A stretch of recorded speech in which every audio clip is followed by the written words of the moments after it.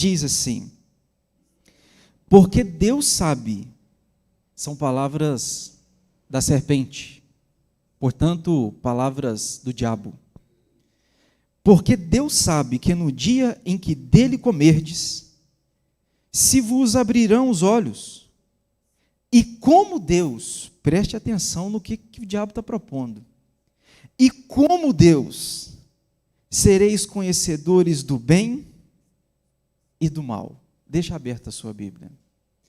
Hoje eu quero pensar com vocês sobre esta citação, esta frase mentirosa do diabo.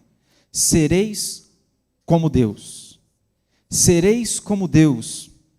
O vazio existencial produzido por esta mentira. O vazio existencial de quem acredita que o diabo falou a verdade. E por acreditar que o diabo falou a verdade, vive esta mentira como se fosse uma verdade, resultado, um vazio que gera no seu coração e na sua existência. Esse texto registra a queda do ser humano, vocês sabem disso, a queda da humanidade, porque Adão era nosso representante. Ele obedecendo, obedeceríamos também, mas o problema é que ele desobedeceu, portanto, desobedecemos também. É interessante quando a gente vê esse texto, irmãos. Deus olha para Adão e Eva e diz: olha, vocês podem comer de todos os frutos, mas da árvore do conhecimento do bem e do mal, dela não comeis. Por que, Deus, eu não posso comer? Deus diz: porque no dia em que dela comer, certamente morrereis. Deus falou qual seria o resultado da desobediência. O resultado seria morte. Ok. A serpente, se vocês verem o verso 1 de Gênesis 3, mas a serpente mais sagaz. O que é sagacidade? Astúcia, expertise.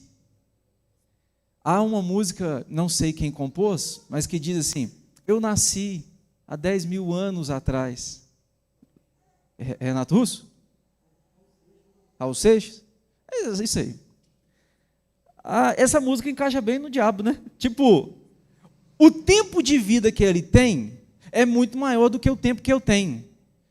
Se tempo de vida me dá experiência, quem tem mais experiência? Ele ou eu?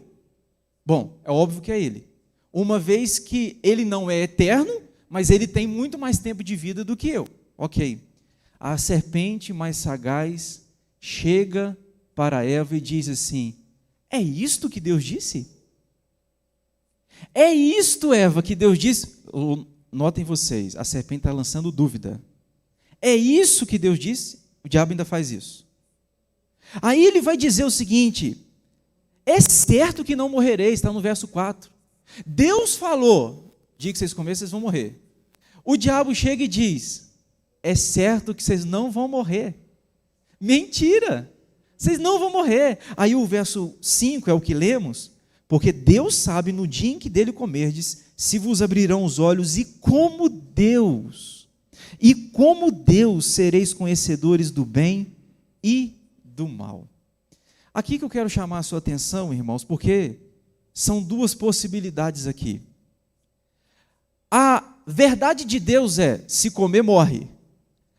A verdade do diabo é: se comer, serão como Deus, vocês não morrerão. Quem tem que julgar quem tem a razão? Quem julga quem está com a verdade aqui nesse texto? A Eva. Ela tem que julgar se Deus é o que está falando a verdade ou se é o diabo que está falando a verdade. Eva chegou à conclusão: Deus é mentiroso. Ele diz que nós vamos morrer, mas nós não vamos morrer. O diabo é verdadeiro. Nós vamos acreditar no que o diabo está propondo para a gente. Olha o juízo dela. Deus, o dono da mentira, o pai da mentira, aquele que é a verdade, aquele que é o caminho e a vida, é o mentiroso. O diabo, que é o pai da mentira, é o verdadeiro. O que ela vai fazer? Ela pega do fruto, come, e diz a Bíblia que ela estende e dá ao marido. Essa segunda parte de ela dar ao marido é o que eu quero falar domingo que vem. Porque na cabeça de Eva, ela está dando para o marido uma bênção. É como que se ela, ao comer, come. Meu bem, come também. come também, eu estou te dando uma bênção. Pois é, na cabeça dela, a bênção que ela possivelmente poderia estar dando para Adão foi a pior maldição. Porque às vezes a gente acha que determinada coisa que fazemos ou realizamos é uma bênção, mas quando na verdade é uma maldição. Mas essa conversa a gente conversa domingo que vem. Aí eu gosto desse texto demais, irmãos, porque o diabo propôs uma coisa aqui, que nós estamos falando de antes de queda, antes do pecado. O diabo propôs o quê? Vocês serão como Deus. Olha aqui a astúcia do diabo. O diabo sabia que, mesmo antes de o pecado entrar no mundo, já havia em nós um desejo em potencial de querer ser como Deus. Antes, eles ainda não haviam pecado. O diabo ofereceu essa possibilidade. Olha, se vocês comerem, vocês serão como Ele. Seremos como Deus? É tudo que a gente quer, ser como Deus? Então nós vamos comer. Bom, perceba que antes de o pecado entrar, já havia em nós esta potencialidade. Já havia em nós essa certa inclinação de, atraídos por quem Deus é, querer ser como Ele é. Tanto é verdade que eles caíram na cilada. Bom, querer ser como Deus, o diabo despertou isso em mim. Eu quero, vamos comer do fruto. Adão come também. Nós vamos ser como Deus. E isso é uma coisa tão cruel, irmãos, que quando você olha para Gênesis, no capítulo 3, deixa eu achar aqui o verso, para eu citar, Deus foi irônico. Capítulo 3, deixa eu te mostrar aqui. Verso 22, olha aí.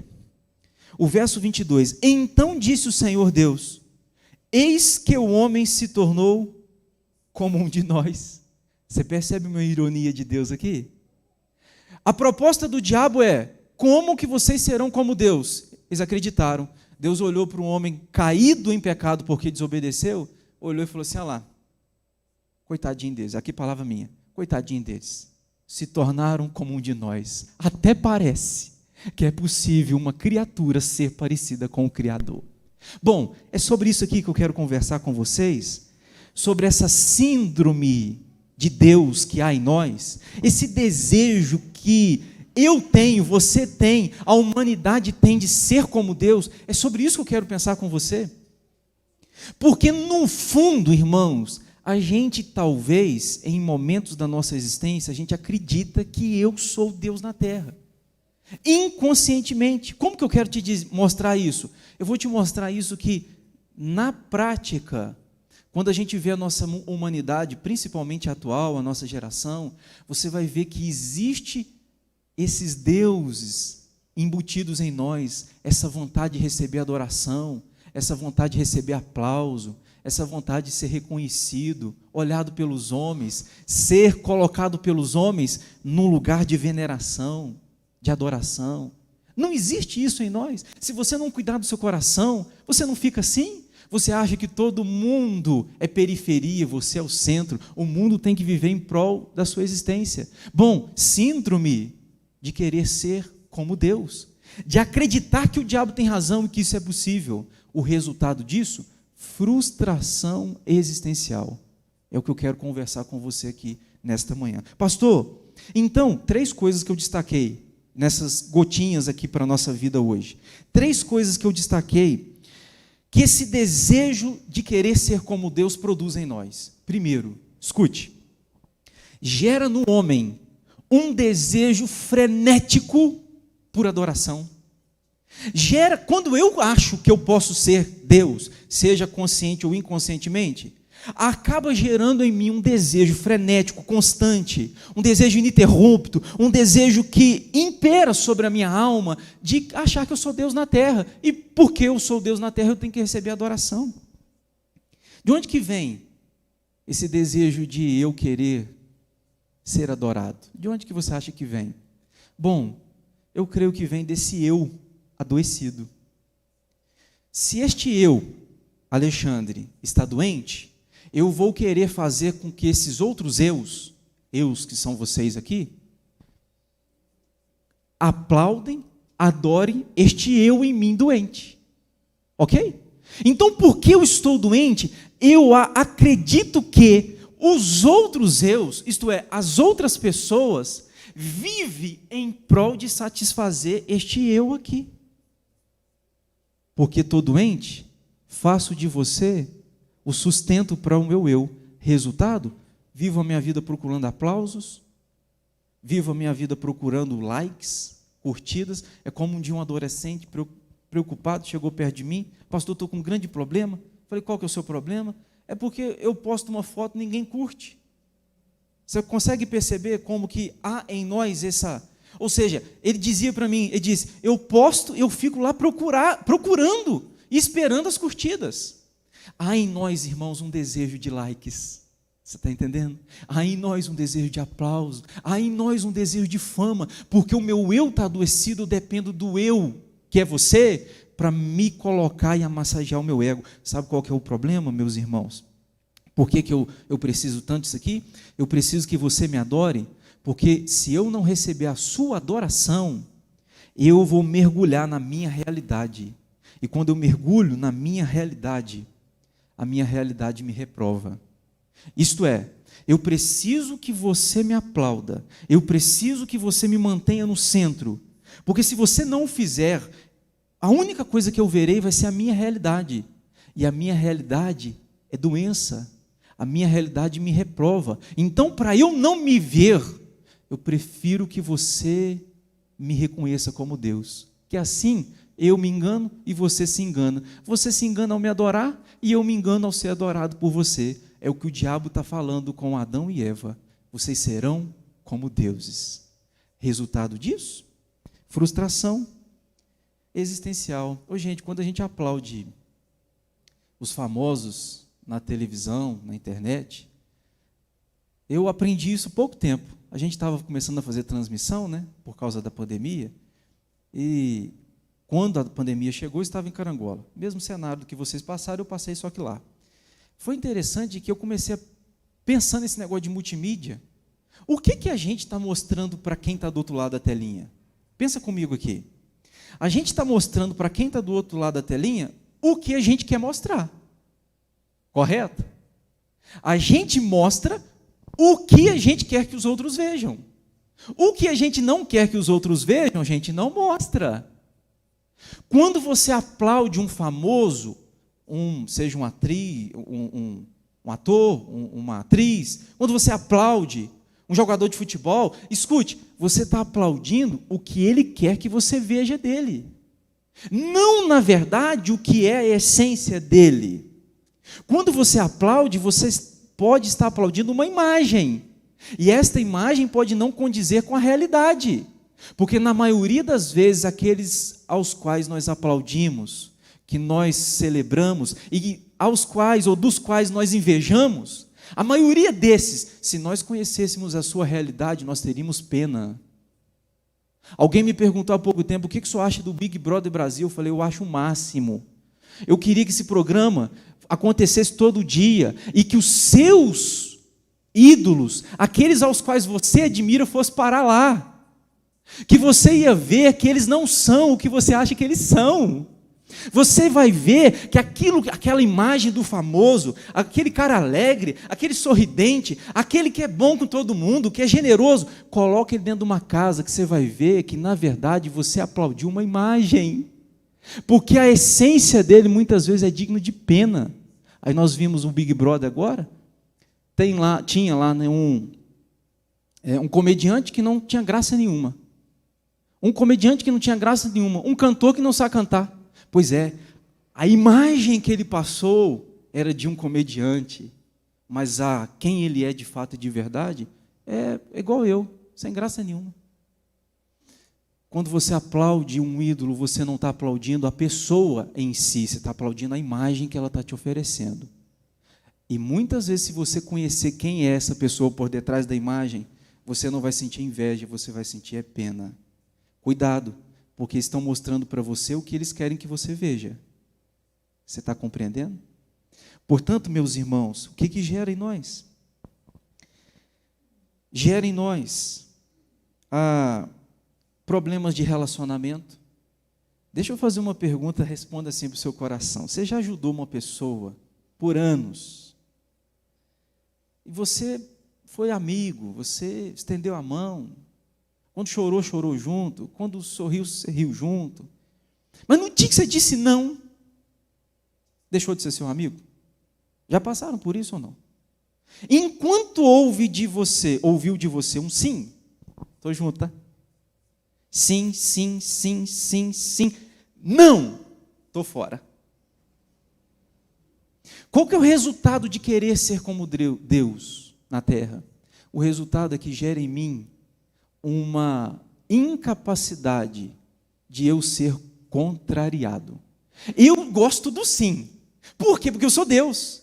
Eu não admito a hipótese de receber um não. Se eu recebo um não, ai de você. Vejam se não existe esse potencial tecnicamente em crianças, né?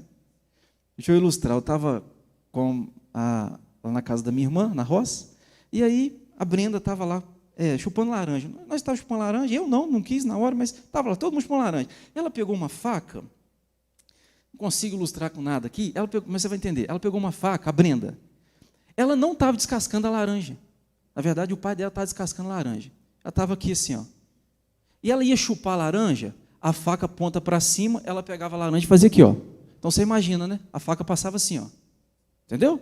Perto dos olhos. Eu olhei aquilo dali, aí o Alexandre, que é impetuoso, já pensou, fala. Falei, vou esperar, deixa os pais falar. Papel dos pais. Eu não posso entrar naquilo que não me convém.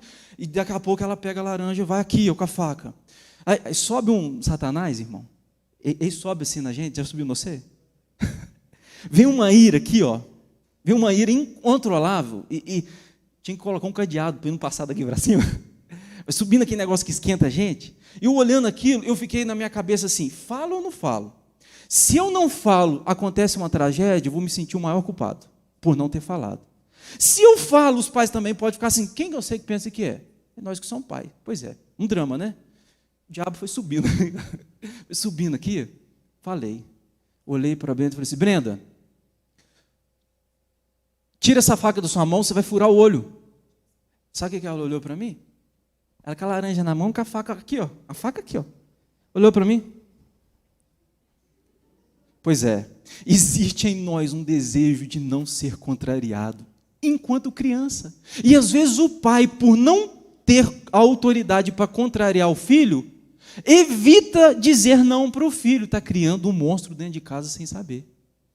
Você entende? Há em nós, irmãos, uma incapacidade de ser contrariado. E eu não posso ouvir não. Por que você não pode ouvir não? Porque eu sou Deus. Eu sou como Ele. E deuses não admitem a possibilidade do não. Pois é. Aí você vê muita gente, porque enquanto estava na igreja, ouvindo sim, beleza. O dia que alguém chegou e exortou, saiu. Sabe? E eu quero que você me fale a verdade, eu quero, desde que a verdade não me contrarie. Correto? Você fala a verdade comigo, mas se esta verdade me contrariar, cale-se, porque eu não quero que a verdade me contrarie. Pois é, desejos de querer ser Deus na terra. Aí tem uma geração que não aceita confronto. E aí tem uma turma que até sai da igreja e diz o seguinte, meu pastor é Jesus. Meu pastor é Jesus. Porque é fácil de falar isso, né? Porque Jesus não chega lá na sua casa, não senta na sua mesa, não põe o dedo na sua cara e fala assim, você está errado, arrependa-se, converta. Embora ele fale isso pela Bíblia, ele não fala encarnado na sua frente. Pois é, porque eu não quero ser contrariado. Aí quem chega perto de mim e me exorta, me corrige, eu não admito. Quem é você para me corrigir e me afrontar? Há um tempo, rapaz, chegou uma pessoa na minha casa, sentou na minha mesa e falou assim, pastor, eu sei que o senhor não concorda, Cristo é testemunho, eu sei que o senhor não concorda, eu sei que o senhor não gosta, eu sei que o senhor não aprova, mas o meu pastor é Jesus. O meu pastor é Jesus, então, porque meu pastor é Jesus, eu vou fazer. Beleza. Eu falei, por que você veio aqui falar isso comigo então? Não é verdade? Por que você veio falar isso? Se o seu pastor é Jesus, não precisa vir aqui me avisar, isso não é? Segue a sua vida, uai. Pois é. Questão de meses. Pastor, só pode vir aqui? Eu estou com um problema. Adivinha o que eu pensei na hora? o demônio, que eu pensei foi assim: mas seu pastor não é Jesus? Agora fala com ele, liga para ele. Você sabia que eu não concordava, né? Estou falando que eu sempre tenho razão, claro que não. O que eu defendia não era gosto meu, é Bíblia, então pronto. Mas por que eu quero que Jesus seja meu pastor nesse sentido? Porque eu não quero confronto. Eu quero ser Deus na terra. Resultado? Frustração existencial. Um monte de gente frustrada, porque acreditou que o diabo é que é verdadeiro. Deus é mentiroso. Quer ver um segundo resultado disso? Segundo resultado, de quem acha que pode ser Deus na terra? Quem acha que pode ser como Deus? Segundo resultado, eu não consigo admitir a existência de um ser superior a mim. Eu não consigo admitir a existência de um ser que é maior, que é superior, que é mais elevado, que é mais excelso, que é soberano do que eu. Não consigo. E uma das coisas que me encanta em Deus é o fato, irmãos, de que ninguém explica Deus. Não tem aquele hino que a gente canta? Ninguém explica Deus. Preto e branco? Como é que chama lá o negócio? Isso.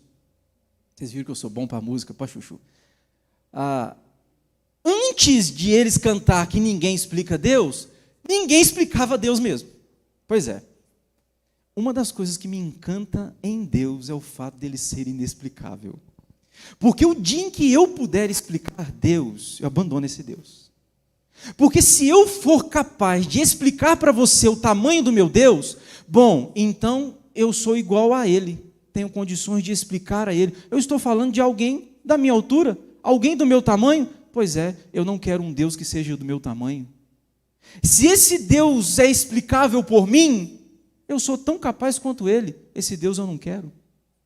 O que me encanta em Deus é o fato de que Ele é inexplicável. Ele é muito mais alto, mais elevado do que eu. Pois é, aí vem 1 Coríntios 13. 1 Coríntios diz assim: em parte conhecemos, não é assim? E em parte não conhecemos. Significa então que existe uma parte que dá para a gente conhecer, mas ela não é total, ela é parte. Existem outras partes que a gente não conhece, e essas partes que a gente não conhece, a gente faz pergunta até a morte. As partes que eu não conheço a respeito de Deus, eu tenho perguntas. Como você tem, talvez eu tenha até mais perguntas sem respostas. E talvez essas perguntas, algumas delas eu terei respostas no céu. Talvez eu possa ter algumas respostas dessas perguntas, mas talvez outras eu nunca terei resposta, nem no céu. Não ache você que o céu vai te responder todas as perguntas. O céu vai te responder perguntas que são essenciais para você viver no céu, assim como aqui na terra. Em parte conhecemos, esta parte que conheço é suficiente para eu andar com Deus e viver com Ele. E a parte que eu não conheço é fé. Eu sei que Ele é maior do que eu, então eu creio nisso. Ponto. Eu fico com a parte que eu conheço. Aí vem os ateus, né? Os ateus enchem o peito e dizem o seguinte: esse Deus é inexplicável, esse Deus não pode... Eu estou cheio de perguntas, quem são vocês para responder? Pois é, o que é bonito em Deus é que há perguntas que fazemos e que não temos respostas, porque Ele é um ser muito maior do que nós. É isso que me encanta. Aí eu pergunto para os ateus: e o que vocês fazem com as partes, com a parte que vocês conhecem? Porque vocês ficam com a parte que não conhecem, porque Deus não responde, Ele não existe. Pois é, e com aquilo que Ele respondeu? Com a parte que nós conhecemos, o que vocês fazem? A parte que nós conhecemos é suficiente para eu saber quem Ele é e do seu caráter, é suficiente para eu andar a minha vida aqui dependendo dEle, e é suficiente para eu ser salvo. Embora esta parte não é o todo, esta parte é o suficiente para mim e para você. E o que me encanta em Deus é isso. Por Ele ser maior do que eu, é por isso que eu o sirvo. Agora, quem quer ser como Deus na terra, acreditando que o diabo tem razão, quem quer ser como Deus não consegue admitir a existência de um ser superior a eu mesmo. E a terceira verdade, eu termino com ela. Quem acredita que o diabo é verdadeiro, que eu posso ser como Deus, terceiro, eu não consigo admitir o fato de que fui criado para adorar e servir. Eu não admito. O fato de que eu fui criado para adorar, então, se eu falo de adorar, estou falando de uma adoração a outro. Servir, estou falando de servir a outro. Não ser adorado por outro, não ser servido por outro. Pois é, se eu acredito que eu sou Deus e que eu posso ser como Ele, eu não admito a ideia de ser um adorador. Aí vem João 4, Deus procura adoradores que o adorem em espírito e em verdade. Pois é, se eu sou Deus, sou digno de adoração e não adorador. Deus está procurando adorador. Deus então nunca vai me encontrar. Compreende? Porque eu penso que eu é que tenho que receber adoração, porque eu tenho que receber adoração, eu não adoro. Mas Deus está procurando é adorador. Nunca serei encontrado por Deus. Tenso? Claro que é tenso. Se for possível, põe na TV aí para mim, João 15, 16. Esse verso é exponencial, espetacular. João 15, 16. Alguns de vocês sabem de cor.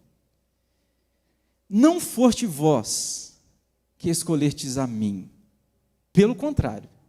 Lembra do texto? Eu vos escolhi a vós outros e vos designei para que vades e deis frutos e o vosso fruto permaneça. Duas coisas importantes aqui que Jesus está falando. Primeiro, quem escolheu foi eu. Então você é fruto de uma escolha minha. Ponto. Não tem o que falar. A segunda coisa é, eu dei uma missão para vocês. Aí escute isso aqui. Eu vos escolhi. Pois é, a escolha partiu de mim. Dei a vocês uma missão. Que vocês, ao ir, deem frutos. E o vosso fruto permaneça. Aí o final do texto. Como é que diz o final do texto? A fim de que tudo quanto pedirdes ao Pai em meu nome, eu vou-lo conceda. Escute isso aqui, irmãos. Ele me escolhe, ele me dá uma missão. Para quê? Para que quando eu realizar esta missão, eu alcance o direito de falar e ser atendido diante do que eu falo. A fim de tudo quanto pedirdes ao meu Pai, em meu nome, ele vô-lo conceda. Você consegue compreender isso aqui? Jesus está dizendo o seguinte, olha, a escolha vem de mim, eu te escolhi, eu te dei uma missão, então cumpre. Ao cumprir essa missão, você alcança direito de ser ouvido por mim. Tudo que você pedir, o meu Pai vai te conceder.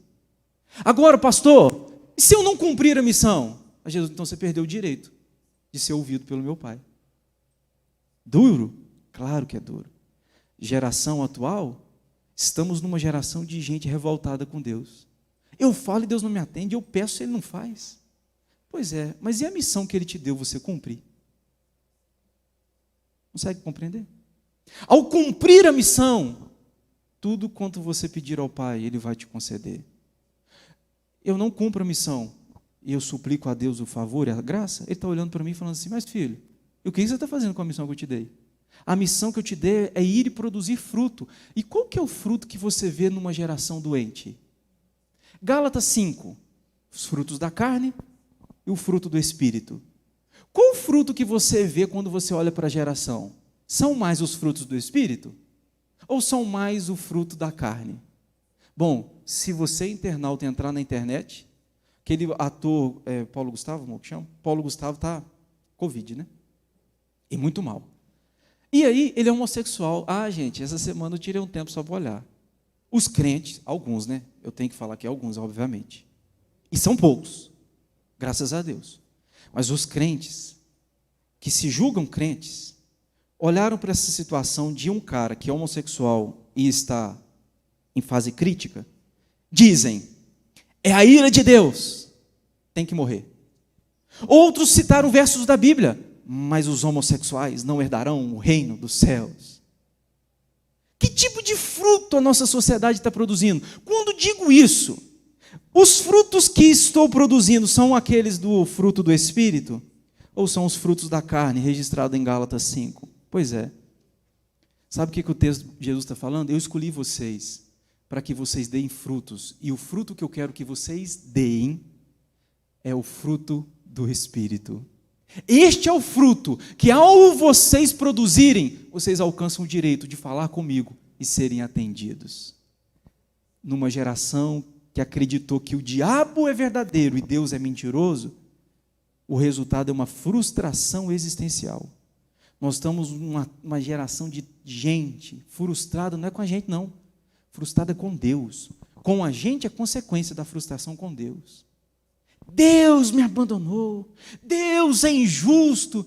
Pois é, não seria você que o abandonou? Não seria você que não cumpre a missão e vem achar que Ele tem que te abençoar? John Piper disse que a gente trata Deus muitas vezes como mendigo, mas espera ser tratado por Ele como príncipe. Não é? Eu trato dele como mendigo, isto é, eu dou de mim o pior de mim. O que sobra?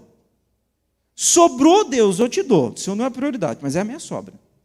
Dinheiro, sobrou, te dou. O Senhor não é prioridade, é a minha sobra. Mas na hora de receber, Senhor, me trata como príncipe, viu? Ó. Pois é.